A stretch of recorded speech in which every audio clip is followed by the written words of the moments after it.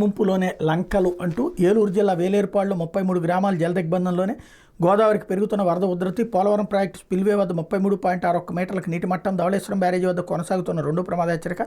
14.19 లక్షల క్యూసెక్కులు సముద్రంలోకి విడుదల అన్నటువంటి వార్తని హైలైట్ చేశారు. అట్లా కృష్ణమ్మ జలకళ అంటూ శ్రీశైలంలోకి 1,55,323 క్యూసెక్కులు, తుంగభద్రలో 93.46 టీఎంసీలు, దీంతో కిందకి నీటిని విడుదల చేస్తున్నారు అన్నటువంటి వార్తని హైలైట్ చేశారు. లేకపోతే ఆంధ్రజ్యోతి హ్యాపీ ఏపీ అంటూ 5 ఏళ్ల తర్వాత తొలిసారి వరాల జల్లు, అమరావతికి ప్రత్యేక సాయం, ఏడాదికి 15,000 కోట్లు, రాబోయే రోజుల్లో మరిన్ని నిధులు, సాధ్యమైనంత త్వరగా పోలవరం పూర్తి నిర్మాణానికి పూర్తి స్థాయిలో సొమ్ములు, వెనుకబడిన సీమ ఉత్తరాంధ్రతో పాటు ప్రకాశం జిల్లా అభివృద్ధికి గ్రాంట్లు, కేంద్ర బడ్జెట్లో ఆపన్న హస్తం అంటే పారిశ్రామిక అభివృద్ధికి తోడ్పాటు, కొప్పర్తి ఓరకల్లు నోట్స్ అభివృద్ధి, విశాఖ ఉక్కుకు 620 కోట్లు, తూర్పు తీరాన్ని కలుపుతూ పూర్వోదయ్, రాష్ట్రంలోని పలు కేంద్ర సంస్థలకు నిధులు, కేంద్ర పన్నుల్లో వాటా 50,474 కోట్లు, కేంద్ర బడ్జెట్లో నిర్మలమ్మ ప్రకటన అన్నటువంటి వార్తని హైలైట్ చేశారు. అట్లా కష్టకాలను కేంద్ర నిధులు వస్తున్నాయంటూ చంద్రబాబు నాయుడు స్టేట్మెంట్ని హైలైట్ చేశారు.